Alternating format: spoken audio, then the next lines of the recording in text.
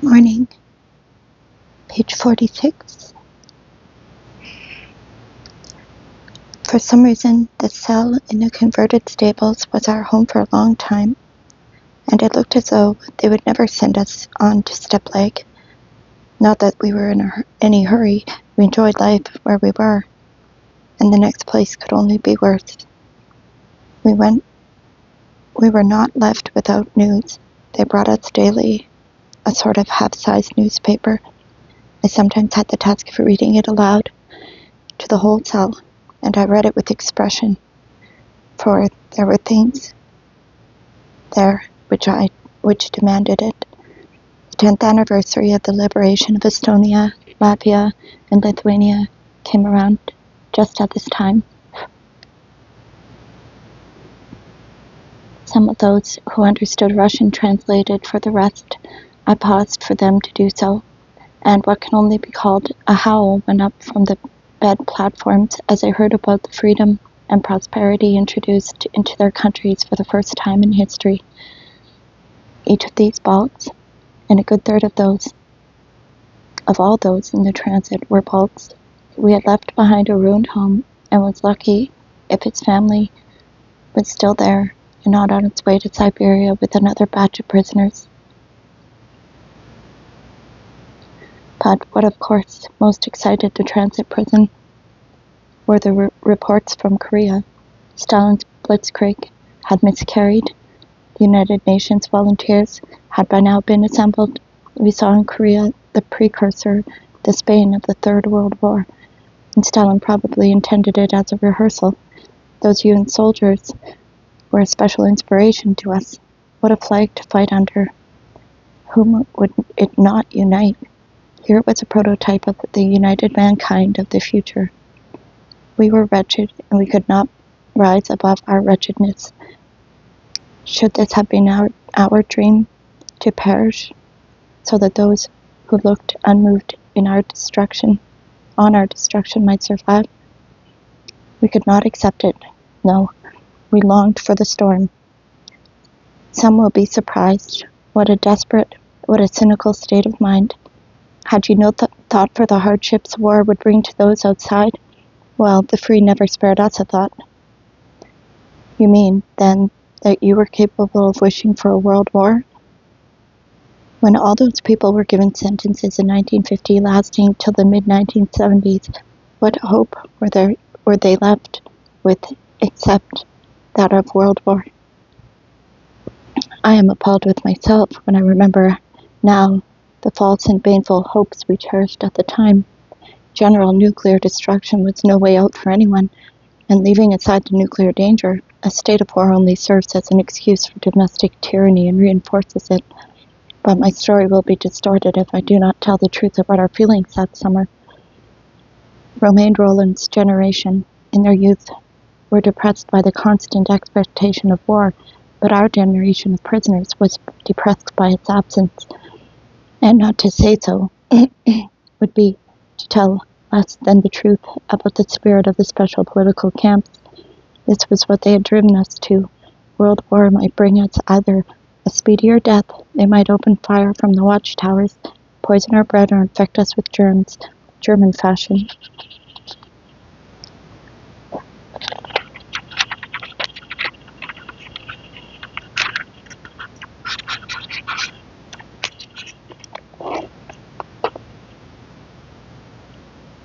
Or it just might bring freedom. In either case, deliverance would be much nearer than the end of a 25-year sentence. This was what Petya P. counted on. Among those in our cell, Petya P. was the last living soul to arrive from Europe. Immediately after the war, cells everywhere were packed with these Ruskies returning from Europe. But the first arrivals were long ago in camps or in the ground, and the rest had vowed to stay away. Where then had Petya sprung from? He had come home of his own free will in November 1949, when normal people were no longer returning. The war had overtaken him just outside Kharkov, where he had attended an industrial school in which he had been compulsorily enrolled. Just as unceremoniously, the Germans carried these young lads off to Germany. Then he remained as an Ostarbeiter to the end of the war. And there his philosophy of life was formed. A man must find an easy way of living, not work as he had been made to work from infancy. In the West, taking advantage of European credulity and lax frontier controls, he had smuggled French vehicles into Italy and Italian vehicles into France and sold them off cheaply. The French, however, had tracked him down and arrested him. He then wrote to the Soviet embassy saying that he wanted to return to his beloved fatherland.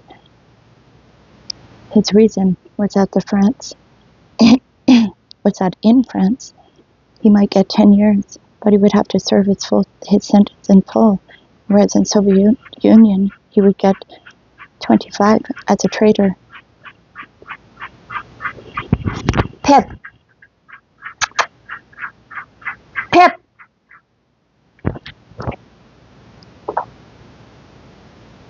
Sorry.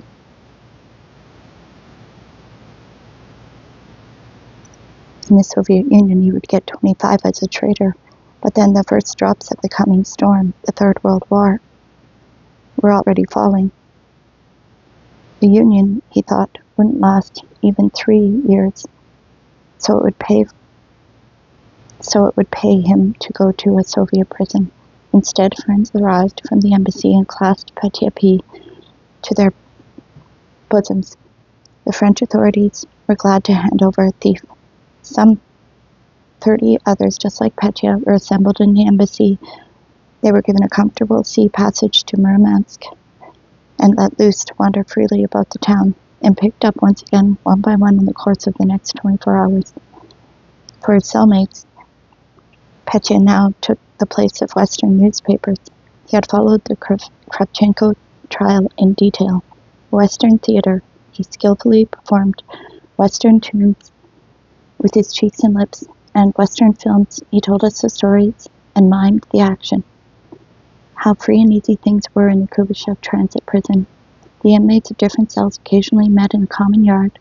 From under the muzzles, we could exchange remarks with other transports as they were driven across the yard. On our way to the train, we could approach the open windows, which were barred and unscreened, of the family barracks, where women and several children were held.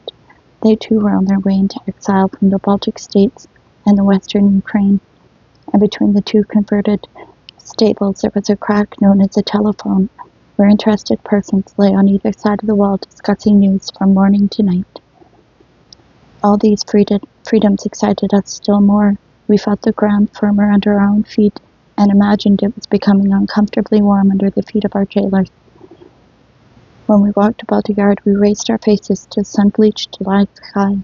We should not have been surprised, and not at all alarmed, if a V formation of foreign bombers had emerged from nowhere. Life as it was meant nothing to us. Prisoners traveling in the other direction from the Karabakh transit prison brought rumors of notices stuck on walls. We won't take any more. We worked ourselves up to white heat, and one sultry night in Omsk, when we were being crammed and screwed into a prison van, like lumps of sweating, steaming meat through a mincer, we yelled out the depths of our warders. "Just wait, you vermin, Truman will see you off. They'll drop an atomic bomb on your heads." And the cowards said nothing. They were uneasily aware that our resistance was growing stronger, and, so we sensed, that justice was more and more clearly on our side. We were so sick of longing for justice that we should not have minded if we and our tormentors were incinerated by the same bomb.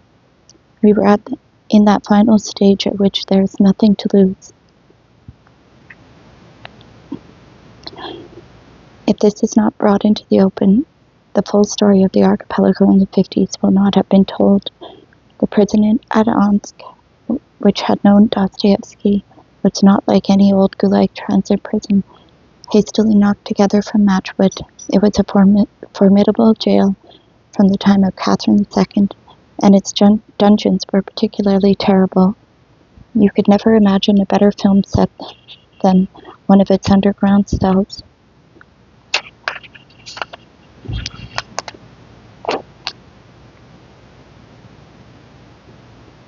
The small square window is at the top of an oblique shaft up to ground level. The depth of its opening, 3 meters, tells you what the walls are like. The cell has no ceiling, but massive, menacing vaults converge overhead. One wall is wet, water seeps through from the soil and leaks onto the floor. In the morning and in the evening it is dark. On the brightest afternoon, half dark. There are no rats, but you fancy that you can smell them. Although the vaulted roof dips so low that you can touch it in places, the jailers have contrived 2 erect, 2-tier bed platforms, even here, with the lower level barely raised above the floor ankle high. You might think that this jail would stifle the vague, mutinous anticipations which had grown in us in the slack couche of transit prison, but no, in the evening, by the light of a 15-watt bulb, no brighter than a candle, Drozdov, the bald, sharp-shifting churchwarden of the cathedral church in Odessa, takes his stand near the mouth of the window shaft, and in a voice that is weak, yet full of feeling, the voice of a man whose life is ending, sings an old revolutionary song. Black as a conscience of a tyrant or traitor, the shades of the autumn night fall, blacker than night looming out of the darkness, ghost-like, the grim prison wall. He sings only for us, but in this place, if you shouted aloud, no one would hear. As he sings, his prominent Adam's apple runs up and down under the withered brown skin of his neck. He sings and shudders. He remembers. Lets decades of Russian life flow through him, and we shudder in sympathy. Though all silent within, it's a jail, not a graveyard. Century beware. A song like that, in a prison like that. Not a false note, not a false word. Every note, every word in tune with what awaited our generation of prisoners. Then we settle down to sleep in the yellow gloom, the cold, the damp. Right, who's going to tell us a story? A voice is heard, that of Ivan Alexeyevich Spassky, a sort of composite voice of all Dostoevsky's heroes. A voice that falters, chokes, is never calm, seems about to break at any moment into weeping or a cry of pain. The most primitive tale by Breshkovsky, the Red Madonna, for instance, retold in such a voice, charged with faith, with suffering, with hatred, sounds like the Chanson de Roland. Whether it is true or pure fiction, the story of Victor Roman, of how he raced 150 kilometers on foot to Toledo, and how the siege of Alcazar was raised, etches itself on our memories like an epic. Spassky's own life would make a better novel than many. In his youth, he took part in the campaign on the ice. He fought through the Civil War. He emigrated to Italy. He graduated from a Russian ballet school abroad, Cross of Venus, I think, and also learned cabinet making in the household of some Russian countess. Later on in the camps, he amazed us by making himself some miniature tools and fashioning for the bosses furniture of such exquisite workmanship, with such elegantly curving lines that they were left speechless. True, it took him a month to make a little table. He toured Europe with the ballet. He was a news cameraman for an Italian company during the Spanish Civil War. Under the slightly disguised name of Giovanni Pasci, he became a major commanding a battalion in the Italian army, and in summer 1942 arrived back on the Don. His battalion was promptly surrounded by the Russians, though the Russians were still retreating almost everywhere. Left to himself, Spassky would have fought to the death, but the Italians, mere boys, started weeping. They wanted to live. After some hesitation, Major Pasci hung out the white flag He could have committed suicide, but by now he was itching to take a look at some Soviet Russians. He might have gone through an ordinary prisoner of war camp and been back in Italy within 4 years, but his Russian soul was impatient of restraint, and he got into a conversation with the officers who had captured him. A fatal mistake. If you are unlucky enough to be Russian, conceal the fact like a shameful disease, or it will go hard on you. First they kept him for a year in the Lubyanka, then for 3 years in the international camp of Chekhov. There was such a place, full of Spaniards, Italians, Japanese. There, then, without taking into account the 4 years he had already served, they doled out another 25. 25, what a hope. He was doomed to a speedy end in Katorga. The jails at Omsk, and then at Prevalent took us in because, and this was a serious oversight, there was no specialized transit prison in either city. Indeed, in Pavlodar, what a disgrace, there wasn't even a prison van, and they marched us briskly from the station to the jail, many blocks away, without worrying about the local population, just like before the revolution, or in the first decades after. In parts of town we went through, there were still either pavements. There was still neither pavements nor piped water, and the little one-story houses were sinking into the gray sand. The city proper began with the 2-story white stone jail. But by 20th century standards, this was a jail to soothe rather than to horrify, to inspire laughter rather than terror. A spacious, peaceful yard with wretched grass growing here and there, divided reassuringly low fences into little squares for exercise. There were widely spaced bars across the cell windows and on the second floor, and no muzzles, so that you could stand on the windowsill and examine the neighborhood. Directly below, under your feet, between the wall of the building and the outer prison wall, an enormous dog would run across the yard, dragging his chain when something disturbed him, and give a couple of gruff barks. He, too, was not a bit like a prison dog, not a terrifying German shepherd trained to attack people, but a shaggy, yellow, white mongrel, the breed of dogs like that they breed dogs like that in Kazakhstan, and already pretty old by the look of him. He was like one of those good-natured elderly wardens transferred to the camps from the army, who thought prison service a dog's life and did not care who knew it. Beyond the prison wall we could see a street, a beer stall, and people walking or standing there. People had come to hand in parcels for the prisoners and were waiting to get their boxes and wrapping paper back. Farther on there were blocks and blocks of one-story houses, the great bend of the Irtish, and the open country vanishing beyond the river into the distance. A lively girl who had just got back from the guardhouse with her empty basket looked up and saw us waving to her from the window, but pretended not to notice. She walked unhurriedly, demurely past the beer stall until she could not be seen from the guardhouse, and there her whole manner changed abruptly. She dropped the basket, frantically waved both arms in the air, and smiled at us. Then she signaled with nimble fingers. Write notes, then, in an elliptical sweep of the arm. Throw them to me. Then, pointing in the direction of town, I'll take them and pass them on for you. Then she opened both arms wide.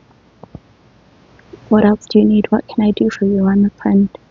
Her behavior was so natural and straightforward, so unlike that of the harassed and half-ridden free population, our bullied and baffled free citizens. What could it mean? Were times changing, or was this just Kazakhstan, where half the population, remember, were exiles? Sweet, fearless girl, how quickly and accurately you had learned the prison gate skills. How happy it made me, and I felt a tear in my eye, to know that there are still people like you. Accept our homage, whoever you are. If our people had all been like you, there would have been no hope in hell of imprisoning them. The infamous machine would have jammed. We had, of course, bits of pencil lead in our jackets, scraps of paper, and it would have been easy to pick off a lump of plaster, tie a note to it with a thread, and throw it clear of the wall, but there was absolutely nothing we could ask her to do for us in Pavlodar. So we simply bowed to her and waved our greetings. We were driven into the desert, even the unprepossessing, overgrown village of Pavlodar. We should soon remember as a glittering metropolis. We were now taken over by an escort party from Steplag, but not, fortunately, from the Caspian Camp Division. Throughout the journey, we had kept our fingers crossed that we would not end up in the copper mines. The trucks sent to collect us had built up sides and grills were attached to the rear of their cabs to protect the Tommy gunners from us, as though we were wild animals. They packed us in tightly, facing backwards with our legs twisted under us, and in this position jogged and jolted us over the potholes for 8 hours on end. The Tommy gunners sat on the roof of the cab, with muzzles of their guns trained in our backs throughout the journey.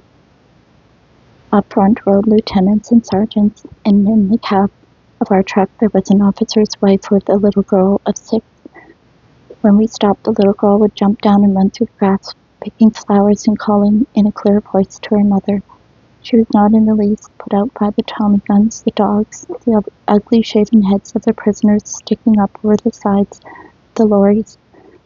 Our strange world cast no shadow on the meadow and the flowers. She didn't even spare us a curious glance. I remembered the son of a sergeant major at the special prison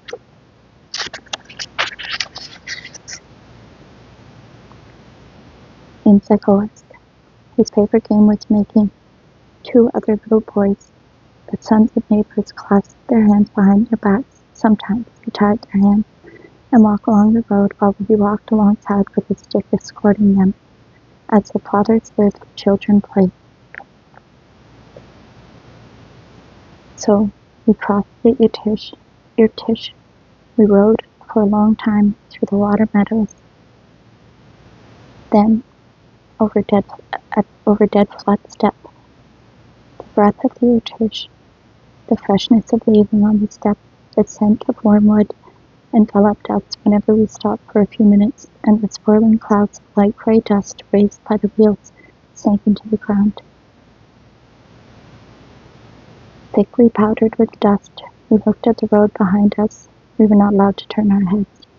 Kept silent, we were not allowed to talk, and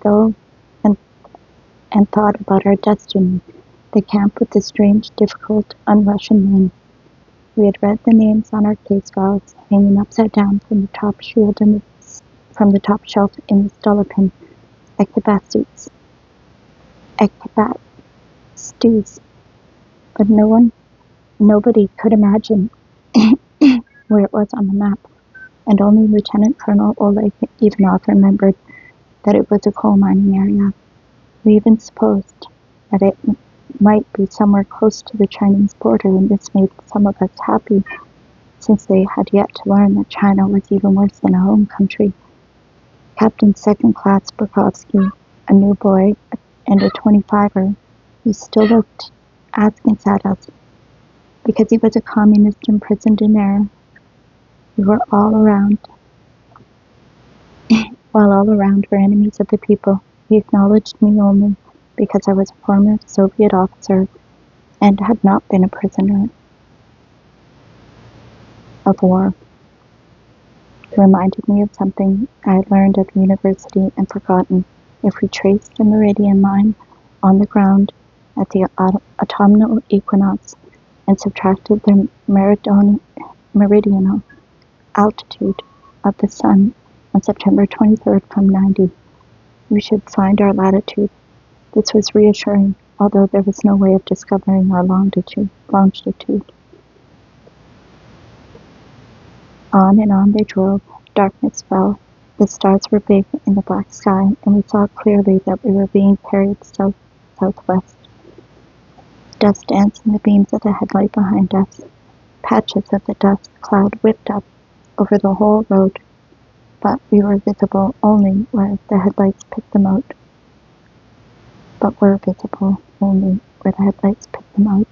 A strange mirage rose before me. The world was a heaving sea of blackness, except for those whirling luminous particles, forming sinister pictures of things to come. To what far corner of the earth, what god-forsaken hole, were they taking us? Where were we fated to make our revolution? Our legs, doubled under us, became so numb that they might not have been ours. It was very near midnight when we reached a camp, surrounded by a high wooden fence, and out in the dark steppe, beside a dark sleeping settlement, bright with electric light, in the guardhouse and around the boundary fence. After another roll call, with full particulars, March 1975, they led us through the towering double gates for what was left of our quarter-century. The camp was asleep, but all the windows of all the huts were brightly lit, as although the tide of life was running high. The lights on at night, that meant prison rules. The doors of the huts were fastened from outside by heavy padlocks. Bars stood out black against the brightly lit rectangles of the windows. The orderly who came out to meet us had number patches stuck all over them. You've read the newspapers that in Nazi camps people had numbers sewn on their clothes, haven't you? Thank you for listening. Sorry about the cat. Have a good day.